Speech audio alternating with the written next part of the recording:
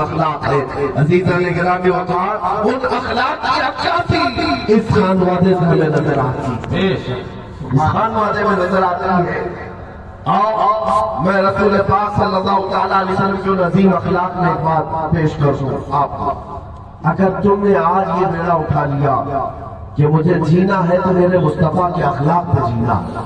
قسم رب الجلال کی میں یہ کہتا ہوں کہ انقلاب آنے میں صدیاں نہیں، برس نہیں، مہینے نہیں، ہفتوں میں تم بدل سکتے ہو.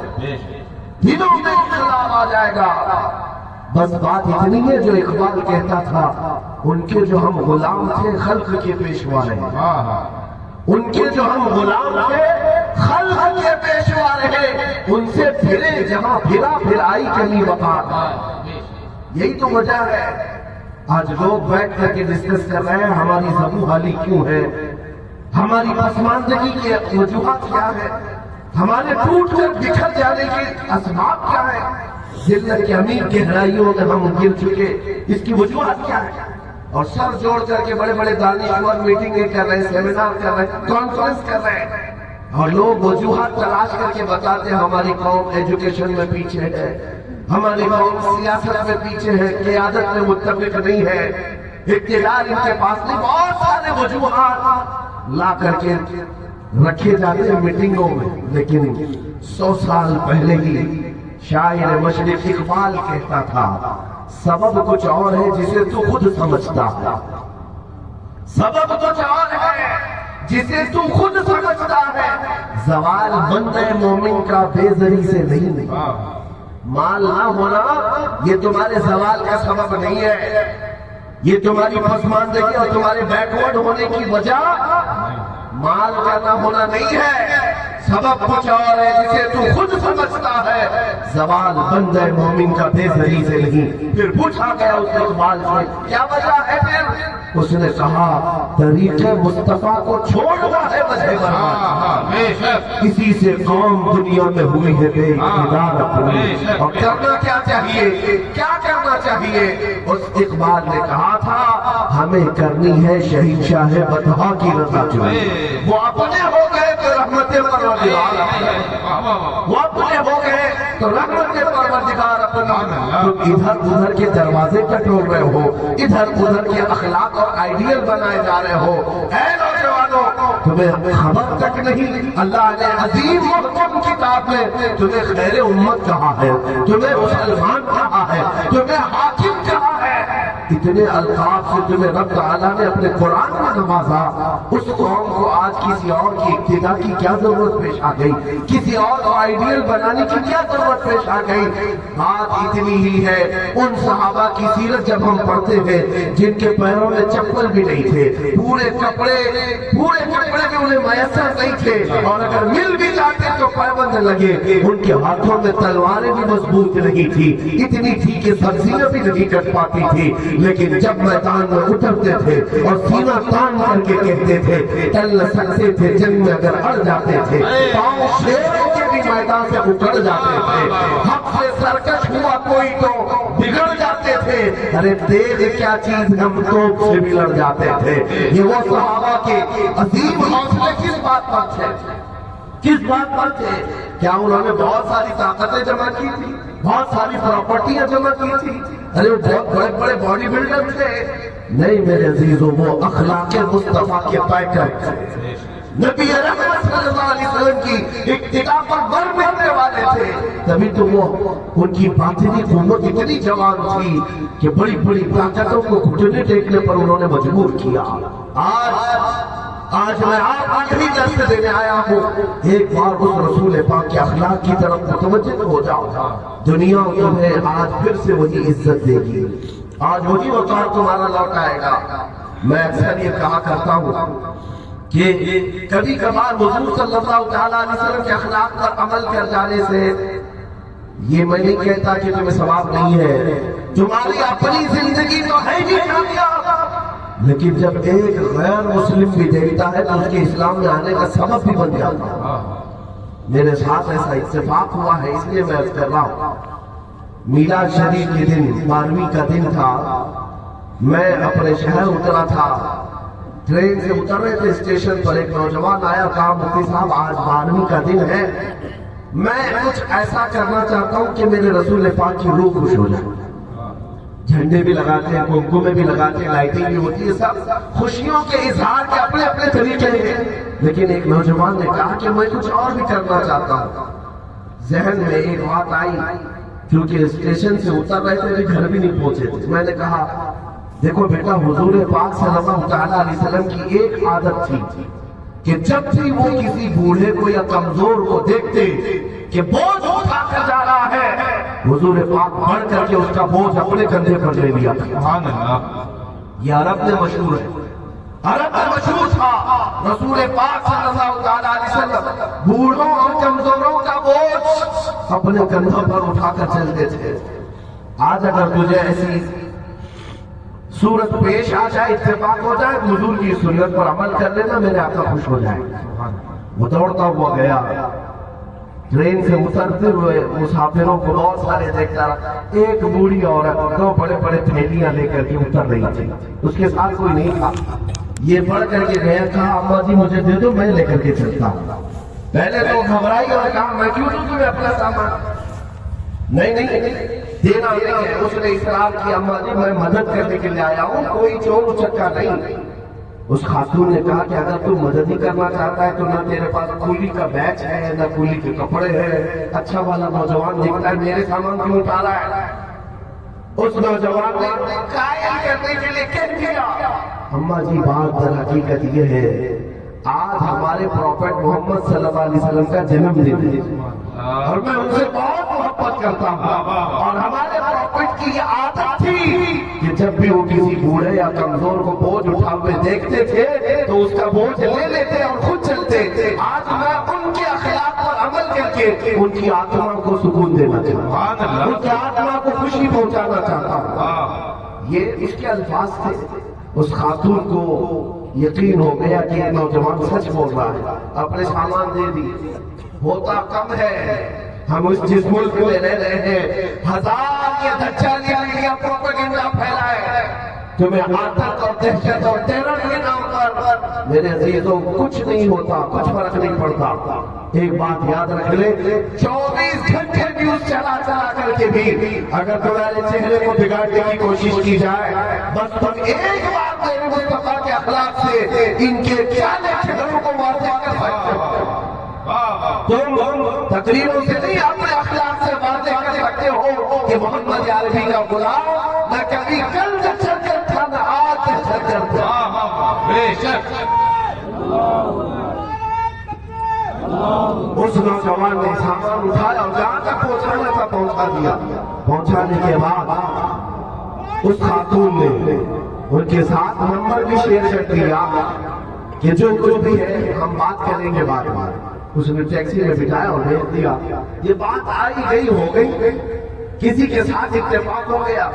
میرے عزیزوں میں آپ کو بات میرے ساتھ گزری بھی بتاتا ہوں کہ 6 مہینے کے بعد اس نوجوان نے مجھے بتایا کہ میں تو یہ کام حضور پاک صلی اللہ تعالیٰ علیہ وسلم کے میلاد کے دن ان کی روح پاک کو خوش کرنے کے لیے کیا تھا۔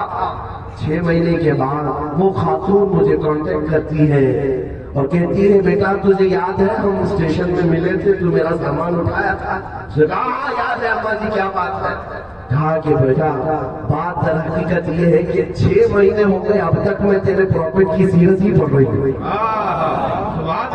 6 مہینے ہو گئے میں پڑھتی جا رہی ہوں، اور جب جب پڑھتی ہوں تیرے نبی کا چہرہ اور کھل کر میرے سامنے آتا ہے۔ میرے عزیزو تم ترجمان ہو، تم رسول پاک صلی اللہ تعالیٰ علیہ وسلم تک دنیا کو پہنچانے کا ذریعہ بنا کرتے ہو، لیکن تم نے کچھ اور ہی سمجھ لیا۔ میں نے اس سے قبل بھی حامد میاں صاحب سے اللہ تعالیٰ سے یہی سنا تھا کہ آپ اسی بات پر تنقید کر رہے تھے کہ یہ نوجوانوں نے جو بنا رکھا ہے ٹائٹ جینز، پھٹے کپڑے، اس کو فیشن سمجھ لیا ہے۔ ہاں چہرے کو کرکٹ گراؤنڈ بنا لے داڑھی کے ساتھ، کھیل کود کیا جائے، بالوں میں ڈیزائن کر لیا جائے، کانوں میں بالیاں، ہاتھوں میں چوڑیاں، ناک میں نتنی، اور کیا اس دنیا نے تمہیں پہنایا، اور ہمارے نوجوان کو اندازہ تک نہیں، یہ سب پہن کر کے وہ اپنے آپ کو یہ سمجھ رہا ہے میں بہت اسمارٹ ہوں، میں بہت ہینڈسم ہوں۔ ارے عزیز، تجھے پتہ ہی نہیں اس دنیا نے نہ تجھے مرد رہنے دیا نہ عورت رہنے دیا ہے، کچھ بھی نہیں درمیان کا بنا کر چھوڑ دیا۔ اس پر تمہیں فخر ہے، اس پر تمہیں فخر ہے کہ تمہیں ننگا کر کے بازاروں میں پہنچا دیا، تمہارا سطر جگہ جگہ سے دکھنے لگ گیا، اور تم اس کو سمجھ رہے ہو پاش لوگوں کی اور بڑے لوگوں کی عادتیں ہیں۔ تم ہے لعنت ہے ایسے بڑے لوگوں کو جن کو کپڑے پہننے کا سلیقہ نہ ہو، اور اگر ننگا رہنا ہی، جیسے عورتوں کو لا کر کے چھوٹے چھوٹے کپڑوں میں، جتنا چھوٹا کپڑا پہنے اتنے بڑے گھر کی عورت۔ یہی دنیا نے مثال بنایا، یہی دنیا کے اخلاق کے کردار ہے۔ میں اسی لیے بارہا کہتا ہوں، اگر بہت زیادہ ننگا رہنا ہی اخلاق ہے اور فیشن ہے، میاں ہمارے محلے کی بھینس کو سب سے زیادہ فیشنیبل ہے، وہ تو کچھ بھی نہیں پہنتی، کچھ بھی نہیں پہنتی، تو سب سے زیادہ فیشنیبل تو بھینس ہے۔ وہ جانور ہیں جو جنگل میں گھوم رہے ہیں، ان کو تو ایک نیچے والا کپڑا بھی پہننے کی نوبت نہیں آتی۔ تو اگر یہی فیشن ہے تو تمہیں مبارک ہو ایسے جنگلی فیشن کا اور ایسے جنگلی راستہ۔ ہمیں مصطفیٰ کریم کے اخلاق پر فخر ہے، نبی پاک صلی اللہ علیہ وسلم کے قدموں پر رہنے میں فخر ہے۔ عزیزان گرامی، میں اکثر یہ بات بھی کہا کرتا ہوں، سرکار غازی ربانی کی عمر تقریباً 90 سال سے اوپر ہو گئی تھی۔ حضرت سید مظہر ربانی صاحب اللہ کی بھی 90 سال سے اوپر ہو گئی تھی۔ میں نے علماء سے بھی سنا، ان کے مریدین سے بھی سنا، 90 سال کے بڑھاپے میں بھی جو خوبصورتی تھی وہ 25 سال کے جوانوں میں بھی نہیں ملی۔ نعرہ تکبیر، نعرہ رسالت، حضور حضور مفسر قرآن۔ مجھے بتاؤ کہ ممبر پر بیٹھے ہوئے سادات، یہاں پر صاحب سجادہ بھی ہے، ارے داڑھی سفید ہو گئی تو کیا خوبصورت نظر نہیں آتا ہے؟ کیا یہ حسین چہرے چمکتے ہوئے نہیں نظر آتے؟ اگر تمہارے دل کی نگاہیں روشن ہو تو تم آسمان کو دیکھنا بھول جاؤ گے، سارے چاند ستارے یہاں نظر آتے ہیں۔ کیوں؟ یہ خوبصورتی کس بات کی ہے؟ کون سا پاؤڈر اور لالی یہ لگاتے ہیں؟ کون سی جگہ پر جا کر یہ میک اپ کر کے آتے ہیں؟ میرے عزیزوں، تمہیں جواب نہیں ملے گا، ان کو دنیا کے پاؤڈر لالی کی ضرورت نہیں۔ قدمان مصطفیٰ سے چھن کر کے جو خوبصورتی آتی ہے وہ بڑھاپے میں بھی جواب آ کے رہے۔ محمد کے غلاموں کو بڑھاپا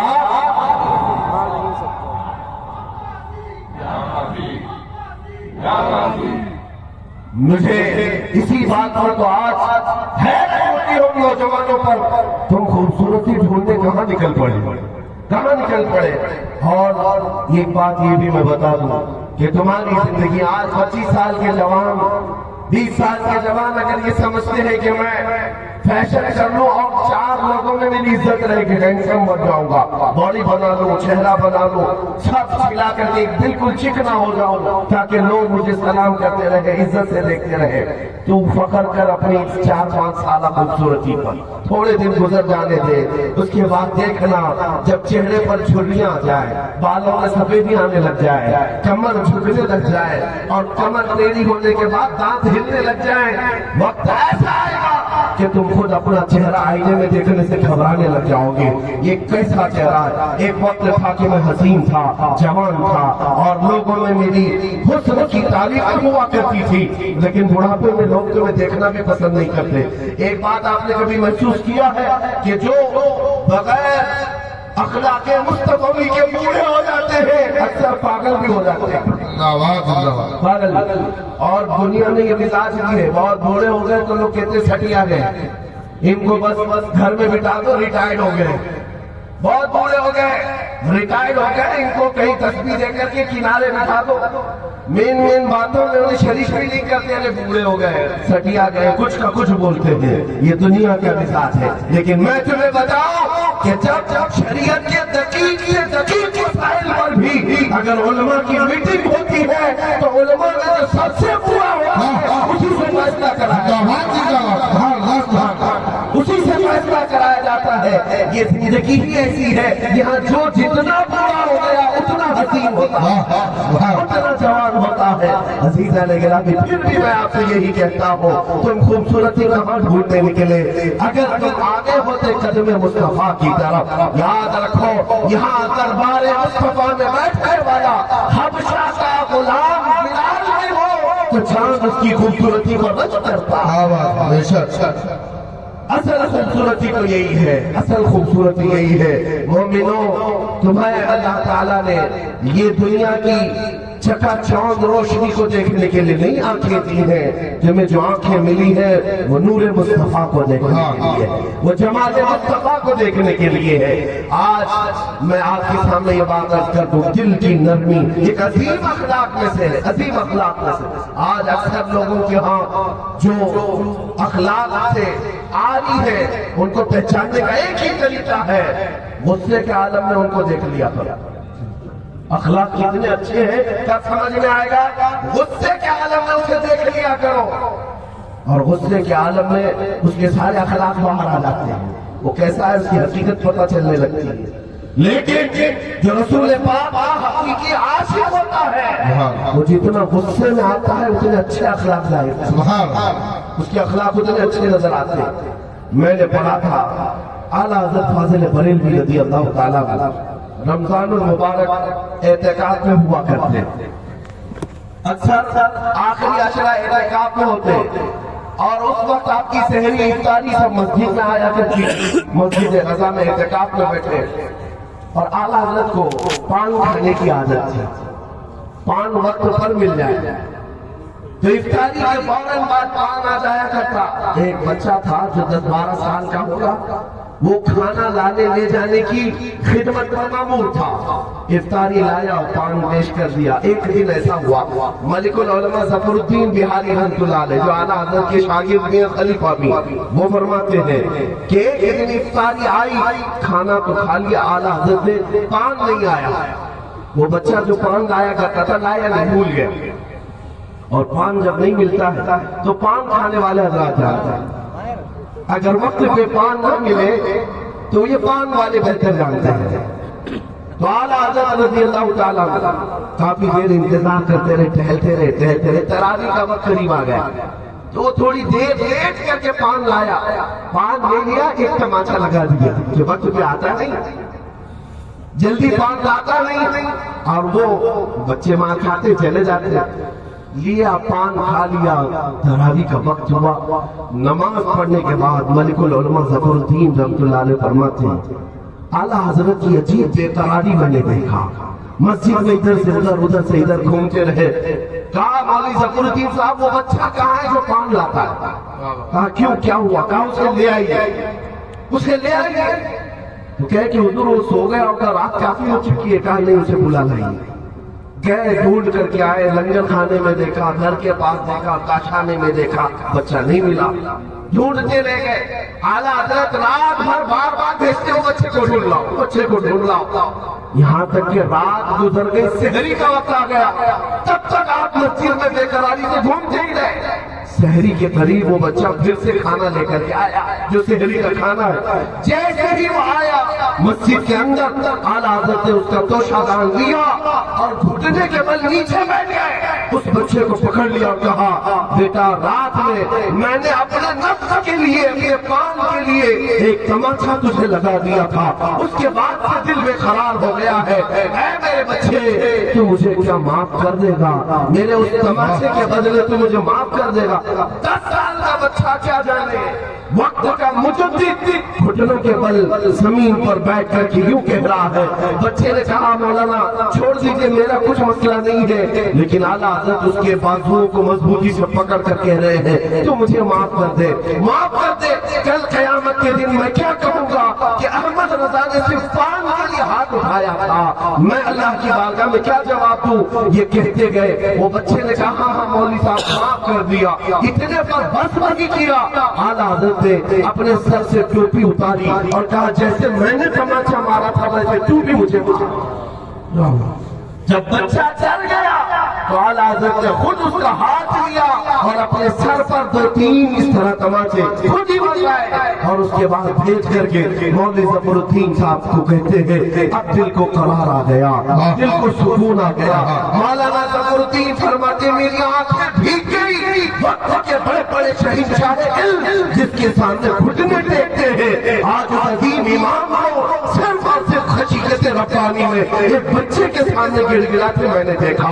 یہ تھا مسلک اعلیٰ حضرت، یہ تھے اخلاق اعلیٰ حضرت۔ میں نے سرکار غازی ربانی کی سیرت میں پڑھا، ان کے اخلاق و کردار میں بھی یہی بات مجھے نظر آئی۔ شہر سورت کے دورے پر تھے، گجرات کے دورے پر تھے اور تقریباً 50 سال مسلسل غازی ربانی نے اپنی خوشبوئے سورت والوں کو بکھیری ہے۔ اس سورت کی بات کرنا ہو جہاں سنیوں کی صورت اگر نظر آتی ہے غازی ربانی کی برکت، اس سورت کی بات کرنا ہو جہاں ان کے قدم رنجا ہونے سے پہلے اہل سنت و جماعت کی مسجدیں بھی نہیں تھی، لیکن آج مجھے عادل صاحب نے بتایا تھا کہ سرکار غازی ربانی کی کاوشوں کا نتیجہ ہے کہ جب یہ آئے تھے تو 3 مسجدیں تھی، آج 150 سے زیادہ اہل سنت کی مسجدیں ہیں۔ اور سرکار غازی ربانی جہاں مریدین کا حلقہ بھی ہے، مسجدوں کی ایک بھرپور کھیت ہے، کسی سانگے میں بیٹھ کر کے جا رہے تھے کسی جلسے کی طرف اور جاتے جاتے اس سانگے والے سے کہا،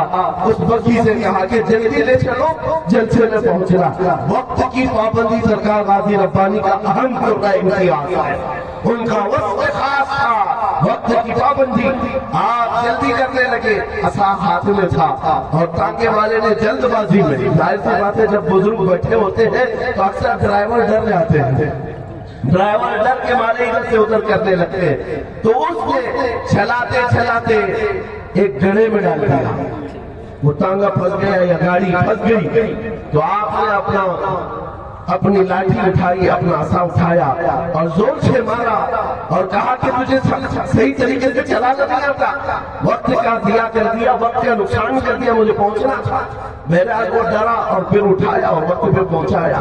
آپ اپنے جلسے سے فارغ ہوئے اور اس کے بعد واپس آنے کے بعد گھر میں جو مریدین تھے ان سے کہنے لگے اس بگھی والے کو بلاؤ، اس تانگے والے کو بلاؤ۔ لوگ کہنے لگے کہ حضور وہ چلا گیا ہوگا اپنی ڈیوٹی دے کر کے، کہا کہ نہیں اسے بلاتا ہوں، آج شادی ہو چکی۔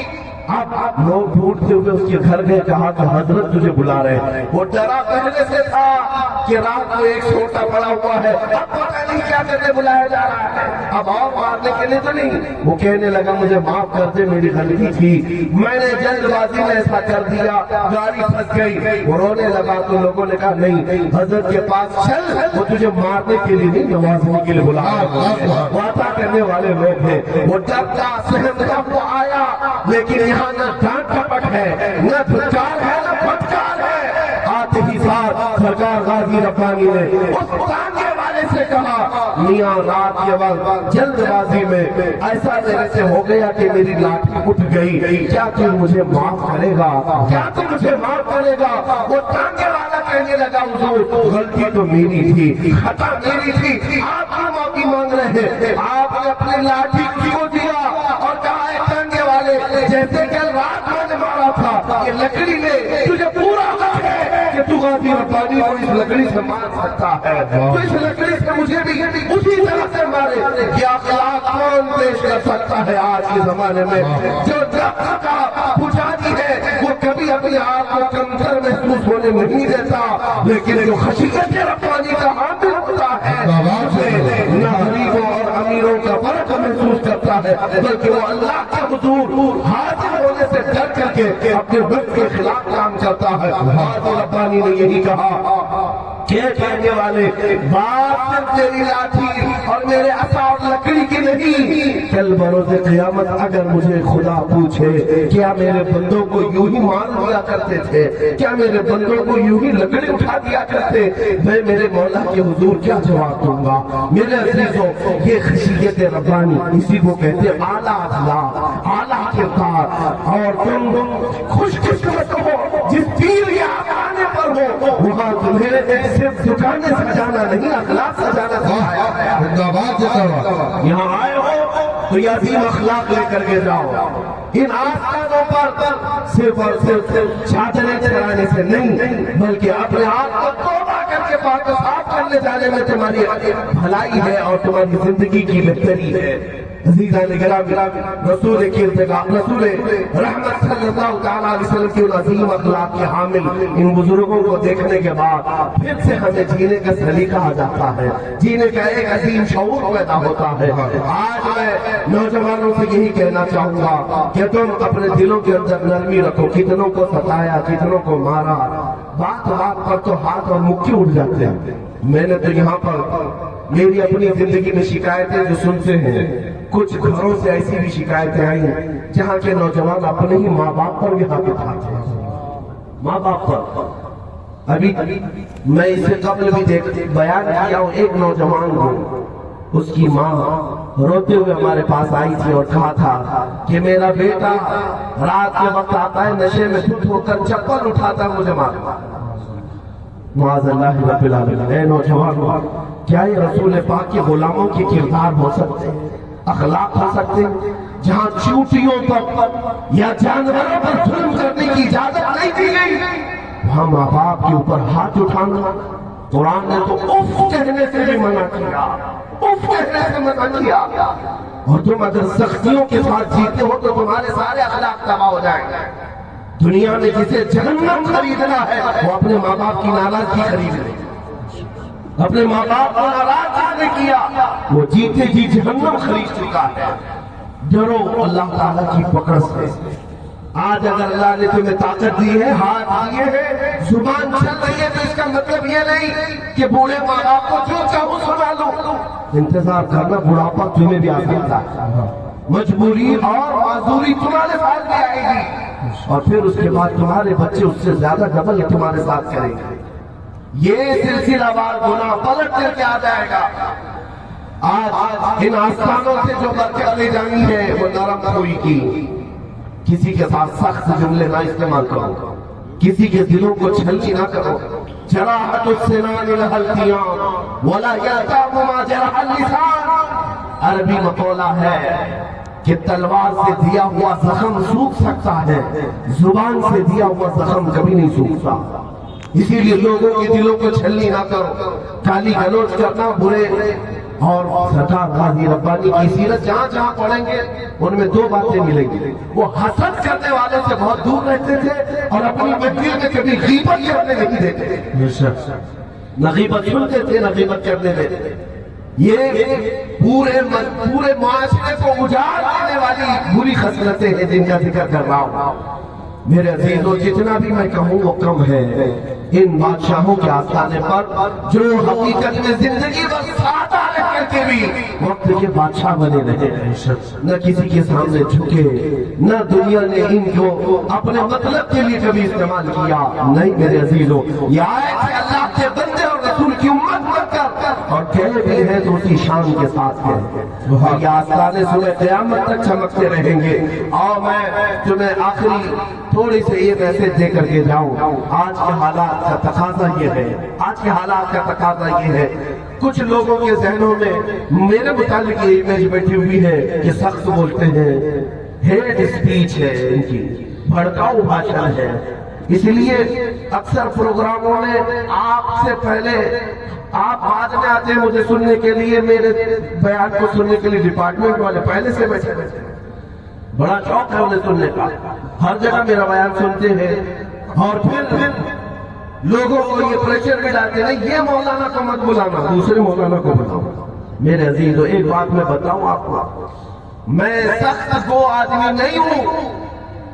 پچھلے برسوں سے ہماری تقریریں ہیں، سنیں. ہم نے نرم انداز میں گفتگو کرنا سیکھا ہے.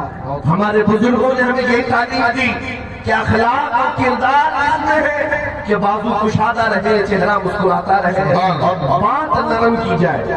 یہ ہے ہمارے اخلاق. لیکن ساتھ ہی ہمارے بزرگوں نے یہ بھی بتایا کہ بیٹا یہ سارے اخلاق اپناتے رہنا، لیکن جب کبھی تمہارے نبی کی شان میں توہین ہو تو پھر نہ دل ٹھنڈا رکھنا نہ پھر زبان نرم رکھنا. یہ ہمارے اندر اگر سختی دیکھی ہے تو صرف اور صرف میرے مصطفیٰ کے لیے دیکھی ہو, کیونکہ قرآن نے ہمیں سکھایا ہے ہم رحماء بینہم کی تصویر بنے لیکن ساتھ ہی اشداء علی الکفار بھی. رسول پاک صلی اللہ تعالیٰ علیہ وسلم کے خلاف کوئی بھوکے گا تو پھر ہماری زبان سخت ہو جائے گی. کس کے لیے؟ جو ماحول کو خراب کرے گا اس کے لیے تو ہم زبان سخت استعمال کرتے ہی ہیں. یہ ہماری اپنی عادت نہیں, ہمارے اسلاف کی عادت. میں نے جس امام اہل سنت فاضل بریلوی کے بارے میں بتایا کہ ایک چھوٹے بچے سے بھی وہ معافی مانگ رہے تھے, گھٹنے کے بل نیچے بیٹھ کر پان کے لیے جو تھپڑ لگایا اس کی معافی مانگ رہے. اتنے عظیم اخلاق, اتنے منتصر المزاج, اتنی عاجزی رکھنے والا, لیکن اس اعلیٰ حضرت کی زبان اگر سخت کبھی ہوئی ہے تو وہ کسی مومن کے لیے نہیں, وہ دشمن رسول کے لیے ہے. جب کبھی کسی نے میرے مصطفیٰ کے خلاف آواز اٹھائی تو پھر وہی عاجزی کرنے والا امام جو منتصر المزاج تھا وہی امام پھر یہ بھی کہنے لگ گیا کل کے رضا ہے خنجر خوگا آدھا سے کہہ دو خیر منائے نشر کرے, یہ رضا کے نیزے کی مار ہے, یہ عدو کے سینے میں بار ہے, کسے چارہ جوئی کا وار ہے کہ یہ وار وار سے پار ہے.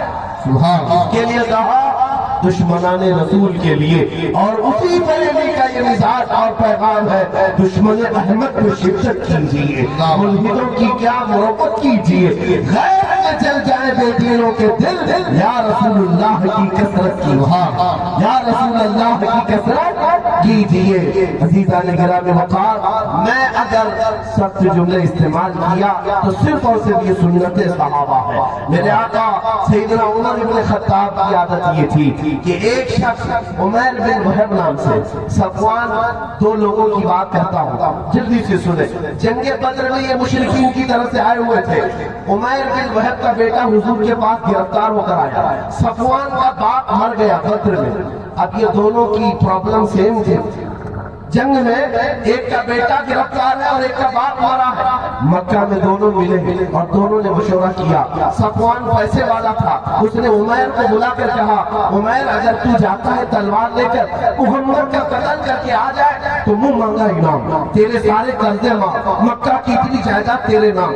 یہ وہ لوگ کہاں بیٹھ کر کے مشورہ کر رہے تھے؟ حتیم کعبہ کے اندر جو کعبے کی گول دیوار ہے اس میں صرف دو لوگ بیٹھ کر کے مشورہ کریں. عمیر نے کہا ٹھیک ہے میں جاتا ہوں مدینے, کسی طرح سے میں اپنے بیٹے کی خیریت معلوم کرنے کی نیت سے جاؤں گا کیونکہ وہ محمد کے پاس گرفتار ہے, قیدی ہے, اور اسی بہانے میں محمد کا سر قلم کراؤں گا, نعوذ باللہ من ذالک. تو یہ عمیر تلوار کو زہر میں بجھا کر لے گئے اور جب مدینے پہنچا, جو بات مجھے عرض کرنی ہے جلدی سے سنیں, مدینے جس وقت پہنچا عمیر اس وقت مسجد نبوی کے باہر حضرت عمر ابن خطاب چند صحابہ کے ساتھ کھڑے تھے. جیسے ہی حضرت عمر نے دیکھا کس کو, عمیر بن وہب کو, جلال میں آ گئے, تاؤ میں آ گئے, کیونکہ عمیر بن وہب جنگ بدر میں مشرکین کی طرف سے آیا.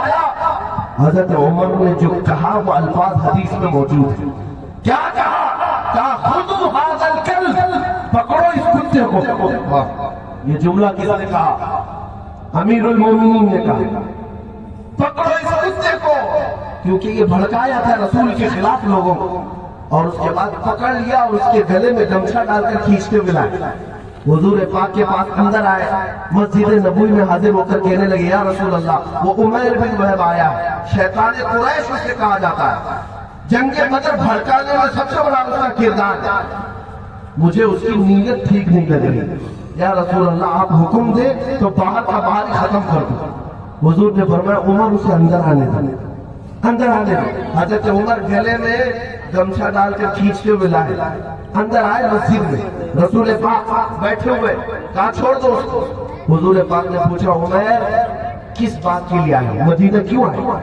اس نے کہا یا حضور سے کہا کہ میں اپنے بیٹے کی خیریت معلوم کرنے آیا ہوں, آپ کے پاس میرا بیٹا قیدی ہے. حضور نے فرمایا اگر بیٹے کی خیریت معلوم کرنے ہے تو تلوار کیوں لے آئے, تلوار ساتھ سے کیوں آئے؟ اس نے تلوار دکھانے کے لیے نیچے پھینک دی. کہا اس تلوار سے کیا ہونا ہے؟ جنگ بدر میں تلواریں ہمارے ساتھ کی لیکن فتح آپ کی ہوئی. تلوار پھینک دیا, دکھاوا کرا. حضور پاک نے فرمایا عمیر بتاؤ کیوں آئے؟ آپ کہہ تو رہا ہوں میرے بیٹے کی خیر خیریت معلوم کرنے آیا ہوں, آپ کے پاس کیسی ہے؟ حضور پاک نے جلال میں کہا عمیر وہ بات بتاؤ جو حتیم کعبہ میں صفوان کے ساتھ کر کے آیا. لوگ آج یہ کہتے ہیں پیٹ پیچھے کا علم ہے. وہ رسول رحمت صلی اللہ علیہ وسلم فرما رہے ہیں وہ بات بتا جو مکہ میں خانہ کعبہ کے حتیم کے اندر بیٹھ کر صفوان کے ساتھ کر کے آیا ہے. عمیر بن وہب نے کہا اب چھپانے کا رہ کیا گیا, بچا کیا ہے؟ اور اس کے بعد سب چھوڑ کر کے کہا اب میں کیا بتاؤں کیوں آیا ہوں؟ اشہد ان لا الہ الا اللہ واشہد انک محمد رسول اللہ. میرے عزیزوں جب وہ عمیر بن وہب دائرہ اسلام میں داخل ہو گئے, حضور کی غلامی میں آ گئے, کہا کہ مجھے بس یقین ہو گیا کہ اللہ کے سچا رسول ہے. اور دائرہ اسلام میں آنے کے بعد اب مزاج کیا ہے سنو. وہی عمر ابن خطاب جو گلے میں گمچھا ڈال کر اندر لے آئے تھے, اب گلے میں ہاتھ ڈال کر باہر گلے میں ہاتھ ڈال کر باہر لے جا رہے ہیں. اور باہر جانے کے بعد جو صحابہ کھڑے تھے ان سے کیا کہتے ہیں؟ توجہ, الفاظ میں نقل کر رہا ہوں. فرماتے ہیں واللہ انی لأحب هذا الرجل من خنزیر. کہتے واللہ انی لأحب خنزیر من هذا. حضرت عمر کہتے ہیں اے لوگوں سنو, تھوڑی دیر پہلے اس آدمی سے زیادہ اچھا مجھے خنزیر لگتا تھا. خنزیر اس سے اچھا لگتا تھا, کیوں؟ میرے نبی کا دشمن تھا. اور پھر حضرت عمر کہتے سنو تم سب گواہ ہو جاؤ, اب یہ عمیر بن وہب میرے لیے میرے بیٹے سے زیادہ محبوب. سبحان اللہ. اس لیے کہ نبی کا کلمہ پڑھا. سبحان. ہماری محبت رسول کے لیے ہے, ہماری دشمنی اگر کسی سے ہے تو رسول کے لیے ہے.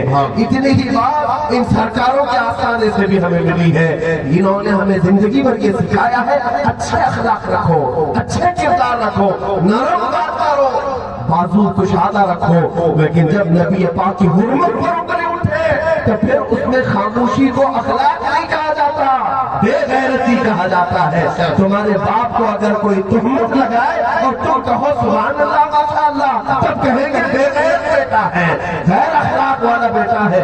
باپ کی برائی سن کر خاموش بیٹھا ہے. اے نوجوانوں, جب ہم اپنی ماں اور باپ کے خلاف کوئی تہمت نہیں سننا چاہتے, وہ رسول پاک جو ہم سے 70 ماؤں سے زیادہ محبت کرتے ہو ان کے خلاف ہم کوئی جملہ کیسے برداشت کریں گے؟ اسی لیے میں کہتا ہوں اگر ہم نے نبی رحمت صلی اللہ علیہ وسلم کے لیے کوئی آواز اٹھائی ہے تو یہ اہل اخلاق کہلائے گا, یہ اخلاق کا اعلیٰ کردار ہے. اسی لیے تمہاری بھی ذمہ داری یہ ہے رہو اس ملک میں امن کے ساتھ, اخلاق کے ساتھ, لیکن جب نبی کی گستاخی ہو تو کوئی سمجھوتا نہیں کیا جائے, کوئی کمپرومائز نہیں کیا جائے. یہی اعلیٰ اخلاق ہے کہ محمد سے وفات ہمیں تو ہم دے رہے, یہ جہاں چیز ہے کیا لوح و قلم دے رہے. میں اپنی گفتگو کو ختم کرتے ہوئے چند باتیں برکت کے لیے پیش کر جاتا ہوں. ان چہروں کو دیکھنے کے لیے دنیا بےتاب رہتی تھی جو 1400 سال بعد آئے اور سرکار غازی ربانی کی شکل میں اپنے مریدین کے حلقے میں بیٹھے رہے. سچ بتاؤ اے میرے چاہنے والوں, اے میرے عزیزوں, اپنے پیر و مرشد کو نظریں بھر کر دیکھتے ہوئے کیا دل میں سکون نہیں ہوتا تھا؟ کیا دل میں ٹھنڈک نہیں پہنچتی تھی؟ بار بار یہ طلب نہیں ہوتی کہ پیر کے پاس جاؤ, مرشد کے پاس جاؤ اور ان سے اپنے دکھڑے سناؤ, اپنی غم کی بپتا سناؤ؟ کیا بار بار تمہیں یہ خواہشیں نہیں ہوتی؟ تمہاری تو اپنی خواہش ہے, جو ان کے گھر کا بیٹا ہو اس کی بھی بار بار یہی خواہش ہوتی کہ میں زیادہ سے زیادہ وقت میرے باپ کے قدموں میں گزاروں, میرے باپ کے سرانے کے پاس بیٹھوں. یہ کشش کہاں سے آتی تھی؟ یہ محبت کیسے, یہ کھنچاؤ کیسے؟ در حقیقت 14 صدیوں کے بعد بھی اگر ان چہروں میں کوئی کشش ہے تو وہ نور مصطفیٰ کی کشش, نور مصطفیٰ کی برکت تھی. میں نے حدیث پڑھا ہے رسول پاک صلی اللہ علیہ وسلم वसल्लम उम्मे सुलैम के घर आराम करते थे दोपहर के वक्त। उन हुजूर की पेशानी से जब पसीना टपकता था उम्मे सुलैम अपनी शीशी में भर लिया करती। एक दिन हुजूर उठ करके पूछते हैं, उम्मे सुलैम तुम ये क्या करती हो? कहा कि हम पसीना खुशबू के तौर पर इस्तेमाल करते हैं। अल्लाह अल्लाह। रिवायत बताती है कि मदीने में जब किसी की शादी होती, जब किसी की शादी होती तो ये पसीने मुबारक इतर के तौर पर इस्तेमाल किया जाता था, दुल्हनों को लगाया जाता था। और रिवायात में ये भी मौजूद है, जिन दुल्हनों को खुशबू के तौर पर मेरे मुस्तफा का पसीना लगाया गया, जिंदगी भर उन दुल्हनों का जिस्म खुशबू से महकता ही रहा। साथ में ये भी मुफस्सिरीन ने फरमाया, उन दुल्हनों की जब औलाद हुई तो औलाद में वो खुशबू थी, एक नहीं, दो नहीं, तीन नहीं, 7 पुष्पों तक वो खुशबू आया करती थी। जिसकी माँ के आंचल में सिर्फ पसीना लगा हो 7 नस्लों का खुशबू आती है। और जिसके खानदान में पूरा खून रसूल हो, क्या वो खुशबू नहीं लगेगी? क्या वो अपनी तरफ नहीं खींचेगी? इसीलिए मैं कहता हूँ दुनिया का हुस्न छोड़ दो, अपनी आंखों को बचा रखो। देखना है तो जमाने मुस्तफा देखना। और अल्लाह की बारगाह में ये दुआ करके जाएंगे, ऐ परवरदिगार कुछ ऐसा कर दे मेरे किरदार आंखों में, हमेशा नक्श रहे रुए यार आंखों में। उन्हें न देखा तो किस काम की है ये आंखें, कि देखने की है सारी बहार आंखों में।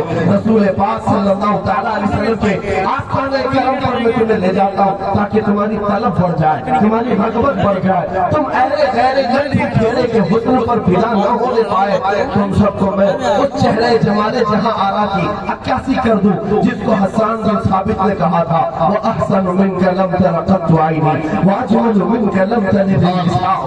यहाँ एक बात मैं कह दूं, हमारे हिंदुस्तान का मशहूर ये किया जा रहा है, हुजूर की शान में भूखने वाले यहाँ पर खुले सांड की तरह घूम रहे हैं।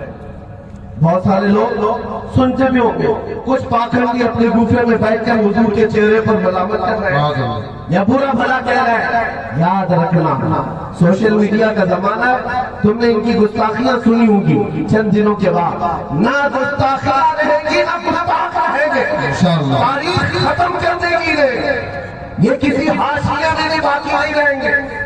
ये नहीं है गुस्ताखियां, 1400 साल से होती आ रही। बहुत सारे गुस्ताख आए, किताबें भी लिखे, फिल्म भी बनाने की कोशिश की, हुजूर की हिजू में हुजूर पाक सल्लल्लाहु तआला अलैहि वसल्लम की दुश्मनी में नज़म भी लिखे, अशार भी लिखे। लेकिन मुझे बताओ क्या वो सब जिंदा है? तुम्हें बताओ अबू लहब की गुस्ताखियां तुम्हें याद है? अबू जहल की गुस्ताखियां तुम्हें याद है? उतबा शैबा की गुस्ताखियां तुम्हें याद है? नाम तो याद होंगे उनके गुस्ताखों के, लेकिन क्या गुस्ताखी किया था ये किसी को पता नहीं। ये मेरे रब ताला का कानून है कि गुस्ताख आते हैं मौसमी कीड़ों की तरह और फड़फड़ाते हैं फिर चल पड़ते हैं। गुस्ताखियां बाकी नहीं रखी जाती, लेकिन अगर कुछ बाकी रहता है तो क्या रहता है? रहेगा यूं उनका चर्चा रहेगा, रहेगा यूं उनका चर्चा रहेगा।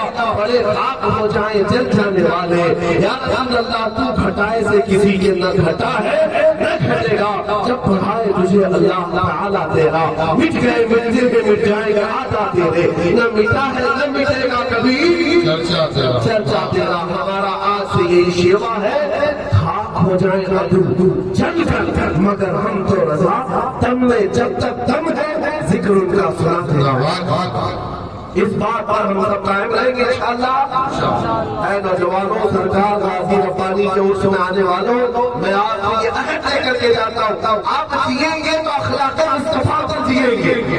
ये अहद करके उठेंगे, मैं सो जाऊँ या मुस्तफा कहते कहते, खुले आंख सल्ले अला कहते कहते, मेरा जीना मरना सब रसूलुल्लाह के लिए हो जाए। मेरा यही नारा होगा, या रसूल अल्लाह दहर में जुबान तुम्हारे लिए, बदन में जा तुम्हारे लिए, हम आए जवान तुम्हारे लिए, उठे भी वहाँ तुम्हारे लिए। अभी वो भी फिदा का या रसूल अल्लाह, हम आपके आस्ताने करम की तरफ तवज्जो کرتے ہوئے یہ باندہ کی سرزمین سے سرکار غازی ربانی کا دامن پکڑ کر مدینے والے میں پکار کر اتنا ہی کہتے ہیں یا رسول اللہ میں مجرم ہوں آقا مجھے ساتھ لے لو یہ رستے میں لے جا بجا پھانے والے یا رسول اللہ تجھ سے جو منہ چھپاؤں تو کروں کس کے سامنے کیا اور کسی سے توقع نظر کی ہے بد ہے جو آپ کے بھلے ہے جو آپ کے ٹکڑوں پہ یہ کے پلے ہیں رخ کدھر کرے ان آنکھوں نے رنگینیاں بہت دیکھ لی رانائیاں بہت دیکھ لی دنیا کی حسینائیں بہت دیکھ لی میرے آقا آؤ کہ مدت ہوئی ہے تیری راہ میں اکھیاں بچھاتے بچھاتے